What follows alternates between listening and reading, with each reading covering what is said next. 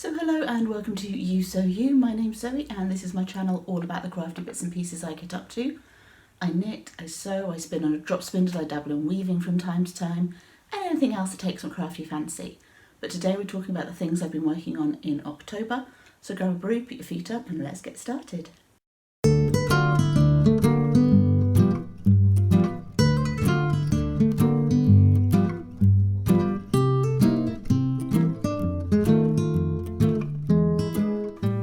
Welcome back to any returning viewers, and to any new viewers a very warm welcome to you. As I mentioned at the opening of this video, we're looking at things I've been working on in October this week, and it's getting towards the end of October, so we're into really dreary, horrible weather.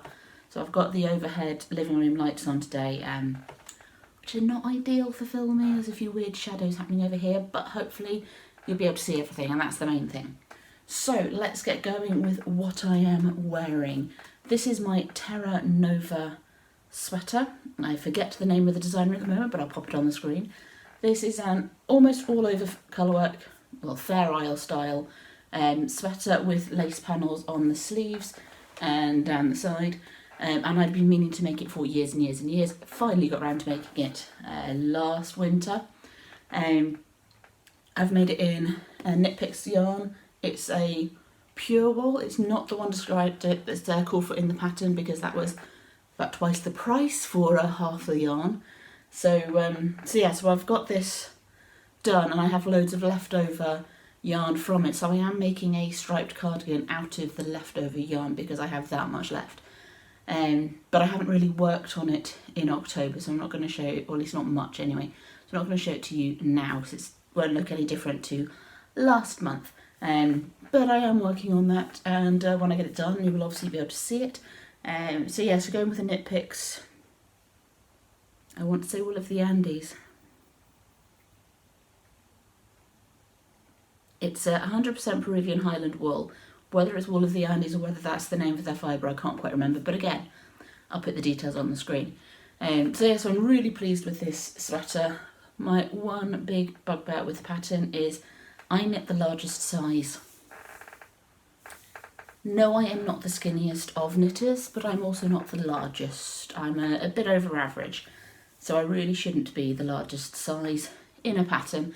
But as I said when I made it, this is quite an old pattern, so I don't know if the designer's newer patterns have an expanded size range or not. I can't speak for that. It is a nice pattern. It's a very clear repeat in the pattern, so if you were a larger size you could theoretically expand it. She gives instructions for how to lengthen the sleeves, for instance. So if you're widening the body, you're probably going to need to lengthen the sleeves, mainly for this bit that kind of connects into the neckline. So that bit would need to be wider to accommodate a wider body. But yeah, so I am pleased with it. I do wear it. I'm glad I did it. I just wish the pattern had a larger size range. So that's what I'm wearing. So let's move on to finished objects, and I have two finished objects. First up, I have a really small, quick project. This dishcloth. Dishcloths are a good, easy palette cleanser project, and one of my dishcloths suffered a fatal accident. We think it was either a knife or a cheese grater. Investigation's ongoing, no arrests to be made. But we needed to replace the dishcloth. So this is the Hampton dishcloth pattern by Pacific Knot, and it's a crochet pattern. My previous dishcloths were knitted, so it's got a nice texture to it. So I'm hoping that's going to be good for scrubbing some of those harder to get rid of things in the bottom of pans and stuff. We do almost exclusively use handmade dishcloths now. We used to have shop bought ones. They never lasted very long, and they were never quite the size that we wanted. They'd get misshapen and just not be as effective quite quickly. So with the handmade dishcloths and silicone sponges, we're pretty much set for fairly sustainable washing up stuff. I've crocheted this up in cotton. It's in sugar and cream cotton in the batik colourway. I order my sugar and cream from that big online retailer that sells everything under the sun. It's not all that easy to find dishcloth cotton in British yarn stores, in my experience. So I do have to buy it online, and obviously getting it from that particular retailer, because they have sellers all over the world, you can get stuff on there that you wouldn't normally be able to get in the UK. So for all their faults, they do have some benefits. The other finished object that I've got is a Minerva Maker project. This is fabric that I was sent by Minerva in return for a post on their website. So if you follow me there, you'll have already seen this. Last month, when I did this video, I don't think I'd quite finished making this. I think I made it just after I filmed the podcast. So if you remember, I had this lovely blue print floral fabric with yellow flowers on from Minerva that I was going to make the Isla dress by Jennifer Lauren handmade with. But I'd boo-booed and I didn't order enough. So I was going to cut out the pieces of the dress, work out how much more I needed and order the rest because they've still got it in stock. And then promptly cut 2 pattern pieces out upside down on a directional print. It's not as directional as some prints are, but it's directional enough that my other half noticed that they were upside down. So, yeah. So that fabric clearly did not want to be an Isla dress by Jennifer Lauren handmade. It's a dress that I do want to make at some point. I'm trying to get a bit more vintage style lines into my wardrobe because they suit my body shape better than some of the current style lines.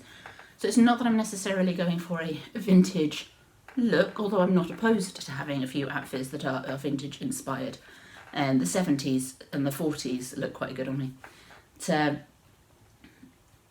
I'm going for the style lines rather than a representation of it. And Jennifer Lauren handmade, her style lines are very 40s-esque in my mind. So I will make that dress at some point when I order enough fabric. It won't be out of this fabric. What I did make instead was the Tessuti apron, which I believe I got for free off the Tessuti website. I know it can be purchased from the Minerva website as well, but I think I got it for free. Whether it's still free or not on the Tessuti website, I'm not 100% sure. I'll have to have a look. Minerva don't do PDF downloads, they sell paper patterns, which will be why it's a purchase pattern there. So this is my apron. I will insert a picture of me wearing it as well. It's got a nice pocket at the front and it has this crossover detail at the back. Now this is a lightweight cotton. It's a relatively lightweight cotton. It was a narrow cut, so I did have to do some piecing, but piecing is period, to get the width for the skirt of the apron. But yeah, it's like a quilting cotton type weight. It's not a quilting cotton, it's a wearable cotton. So it's soft, but it's not heavyweight. So this is not intended to be a cooking apron, although I could use it for cooking and baking if I wanted to. I'm planning to use this for spinning. Because I spindle spin, I tend to end up with fluffy boobs, which is fine when you're wearing stuff that can just be brushed off. Not so great when you're wearing knitwear. So I'm hoping that the front bit of the apron is going to be wide enough to protect my boobs from the fluff factor. If not, I'll remake it, but adjust the bib front, and then it'll go into the kitchen and be used for kitchen stuff, because it will still protect the clothes, it's just not as heavyweight as I'm used to for kitchen aprons. I did lengthen the skirt on this one a couple of inches so that it fully covers my lap, because one day in my fantasy life I will have a spinning wheel. It's in the dim and distant future, but that's my intention. So I'd want to make sure that I have something that covers my lap for that. It also means I can sit fibre in my lap and pick things up from there when I'm spindle spinning and not having to worry about getting fluff on my clothes. So that's my second finished object. Now, moving on to works in progress. As I say, I do have the cardigan with the leftovers from this sweater on the needles, but I haven't made much progress on it this month. So I will leave that for another month to show you when it's got a bit more done to it and gives you a bit more of an idea of what it's going to be like at the end of the day. So I've got 2 main works in progress that I've been working on this month. One I've been working on mostly this week, whilst I'm waiting for the last clue, or clue 4, of the Stephen West MCAL to drop. And the other one is that MCAL. So I'm going to get to that in a minute. But let's have a look at the project I've been working on this week to begin with. Now, years ago, back when I still lived in southeast London, so a long time ago, I'm in house number 3 since then. I think it was when I was in southwest London I started it. It might have been when I was in Harrow, so it might be even older. But at least 3 moves ago, I started working on Sophie's Universe in some gradient yarn that my dad and his wife had got me for Christmas. So it's a Woolcraft Gatto. They got me the blueberry colourway, so the darker version of this. The Woolcraft Gatto. And so I started working on that, and I have had to buy more yarn since. This is a contrast colour that I'm using, and I'll get to that in a minute. Woolcraft Gatto doesn't really exist anymore as far as I can tell. However, it is the exact same yarn as Karen Cakes. So whether Karen bought out Woolcraft, whether Woolcraft was a subset of Karen, I don't know. But what used to be Woolcraft Gatto is now Karen Cakes. They are one and the same. So I do need to get some more Karen Cakes to finish this project because it's huge. It's an Aran weight yarn, and it's 80% acrylic. Yeah, 80% acrylic, 20% wool. So great for blankets. I don't do a great deal of acrylic these days, but I will do acrylic for things like blankets sometimes. I will do acrylic for the babies, and I will do acrylic for my brother. Not that my brother can't be trusted, but it's just easier to do things in acrylic for him that he can just sling in the wash. I don't do a great deal of stuff for him, so to expect him to do a special hand wash for 1 or 2 items, it's not really all that considerate. So I do acrylic for him. So yeah, so this is my Sophie's Universe. I won't be able to get all of it in shot, but it's huge.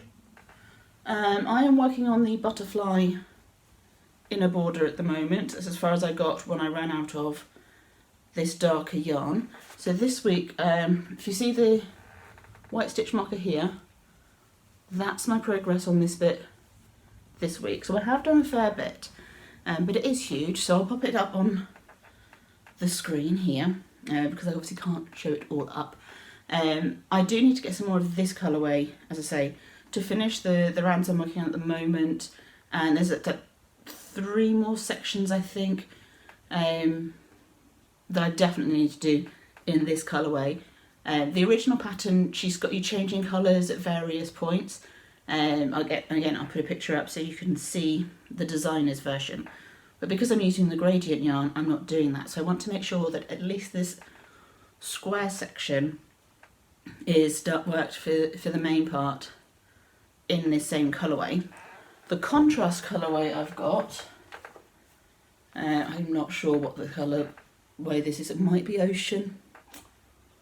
But yeah, this paler blue turquoisey colour that I've got, I'm going to use for the squares, the optional squares that you can put as a strip on either end before you do the final border, so that it becomes a rectangle blanket instead of a square blanket. So whilst I'm waiting until I can actually get the blueberry, because wouldn't you know it, that's the colourway that's always sold out. So I'm keeping an eye out for that. Going to need at least 1, maybe 2 of those. But I'm working on the squares in the meantime, as far as the yarn will allow. I need 18 squares in total, because it's a strip of 9 squares on each end, and there's 2 square designs that are available, that are connected to Sophie's Universe. They are optional squares. You can use 1 or both or none, or something else, as your preference suggests. So I've made up the centres of my 10 Lydia squares. I'm going to use both the Lydia and the Jack squares. I'm going to do 10 Lydias and 8 Jacks. So I've done my 10 centres for Lydia. You can see where I reached the colour change in the yarn. So the centres are all done, and I have worked up 3 of the Lydia squares. Again, these are done originally changing colour at different rounds, or in scraps, what have you, but I'm just using the cake yarn and going with it. So my plan is to have the squares in this colourway as a contrast strip on either side, and there's some surface crochet in the final section, second to last section. At some point there's some surface crochet that she suggests doing that I'm going to do with this colourway. That's the plan, to tie it in with the rest of the blanket. There were some optional flowers in one of the sections that I completed this week that I haven't yet done, that I may or may not go and add in one colourway or the other, but I'm undecided on those. So yeah, it's been an ongoing project. It hasn't been touched in goodness knows how long. Not since we moved into this house anyway. So it's been a few years since I've got it out of the bag and worked on it, so it's going to need a good wash once it's done. There are stages in the pattern where Deirdre, I'm not quite sure how she pronounces her name, there are a few sections in the pattern where she suggests that you block it. I've not done that. I'm not going to do that. Yes, it would make it easier to sew the squares on and to add them to the strips to the blanket if it was blocked, but it's huge and it's Aran weight and it's going to take forever to dry, and I just don't have the space to block it. Plus it's a blanket. It doesn't need blocking necessarily. It would block, it has got wool content in it, it would block, but yeah, I just don't have the space to block it. It will get washed once it's all finished and got together, because obviously it's been sat in a bag for a while, so just to freshen it up when it's all done. But yeah, I'm looking forward to having that finally finished, because then I can take off my long-standing WIP list. And it is definitely working on blanket season. The weather's a bit changeable, so it's nice to be able to just sling it onto to your lap, but my goodness, that's heavy. There are several cakes in that, and they're 200 grams each, so there's a lot of weight to that blanket, but that's going to be good, because heavier blankets keep you warmer, keep you cozier. So yeah, so that's that. Now, Stephen West. If you remember last year, I did my first Stephen West mystery knit along and worked on this shawl, the shawlography. This is tin sock yarn. I think it was Cascade sock yarn. It's light, nice and soft, and nice and drapey, and it's huge. And yeah, I throw this on around the house quite a lot. I have started taking it to work. My boss is a knitter, she appreciates it when I bring in the nice knitwear. So yeah, so that was last year's mystery knit along. And most of what I've been working on this month has been this year's mystery knit along. I'm filming this on Thursday the 27th. So the 4th clue is due to drop today. I am up to date. I did get the 3rd clue finished last weekend. It's reached the difficult to photograph stage that mystery knit alongs, particularly Stephen West mystery knit alongs, get to. So we're at the what on earth is going on with this shawl stage. I'm not sure where this is going. I'm really confused. So if you are knitting along to the Stephen West Twist and Turns MCal, and you are okay with seeing up to the end of clue 3, I will be showing you that in just a minute. If you're not, thanks for watching. I haven't started clue 4 yet, I haven't even looked at clue 4 yet, so if you're up to date with clue 3, you're good. I am using Holst Tides, which is wool and silk as a blend, and I'm using Raven, Sand and Sea Lavender as my colourways. So it's a fairly muted shawl this year. Okay, so for those of you that are not switched off, but trying not to watch because you don't want the spoilers. I'm going to try my best not to give anything away with what I say. This was clue 1, so this was really interesting. So this is Beach and Raven that I'm working on here. This detail in particular, here and here, these were great fun. So yeah, that was clue 1. Took a bit of time to do, but yeah, it was good, it was fun. Clue 2 was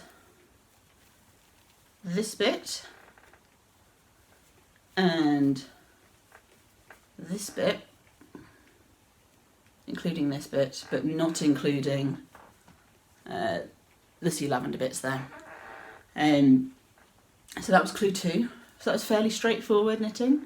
I did have to redo this bit before I've completed clue 3 because it wasn't lining up the same as it had on the other side. So I ripped it back and redid it to make it line up the same on both sides because I wanted the symmetry. I did wait until I'd seen clue 3 before I noticed that it wasn't lining up in the same way. So clue 3 is the one that made me scratch my head. This one didn't take too long to do. It was a much shorter clue than the other clues, which gives people a chance to catch up. So if you can see that texture that's coming in there. So we've got this on both sides. And then we've got this detail added in as well. So it's been a lot of fun. So I'm going to put that to one side, out of shot. Okay, so if you didn't want to see the spoilers, but you're still in the background, you're safe now, you can look again. Okay, so clue 4 comes out this morning, so I'm going to go and pick that up in a minute and see what's going on with that, and that'll be most of my crafting for the next week. I will obviously be posting on Instagram when I complete the clue with the spoiler image on the front on the carousel, but obviously Instagram being Instagram, if you come past it the second time, you're going to see it, because why would they want to only show images in the order that the person posted them has decided they want them shown? Why would they bother worrying about what the people using their platform actually want? Okay, so yeah, so there will be images coming up, and obviously I will show you next month the finished shawl. I'm looking forward to seeing what on earth is going on, because yeah, we're at that point of the mystery knit along. What is interesting is my stepmother is also knitting this shawl. She's a slower knitter than I am, which is not a judgment, it's just a fact. Which is quite nice because she can phone me up and go, I don't understand. And I'll try my best to help, but quite often I don't understand either. But yeah, it's nice because we've got that connection, as well as obviously people on my IVKN are knitting it as well. Like IVKN is the International Virtual Knit Nights group that I'm a part of. I haven't been on very much recently because life, but I do pop on occasionally, and there's quite a few people there that are knitting the same shawl. So we've got the in-person community aspect of the MCAL, which is partly why I started doing them, to be fair. I like mystery knit alongs anyway, but this one in particular, I know so many people who do knit Stephen West shawls that it's great fun to be involved and see people's progress with it in that sort of community aspect, face to face as it were, albeit through a computer screen. But yeah, so that's fun. And yeah, that's pretty much what I'm working on this month, is that shawl. And the blanket, when I have time. I am determined to get the blanket finished this year, but it is very much dependent on when the yarn's in stock. So we'll see. I really do want to get some of my longer whips out the way over the next few months. But that means I have to stop casting things on, and let's be honest, that's not going to happen. Okay, so thank you so much for spending some time with me today. I aim to put a video up every weekend, so do the stuff down below if you want to join me next time. But until then, happy crafting and bye bye for now.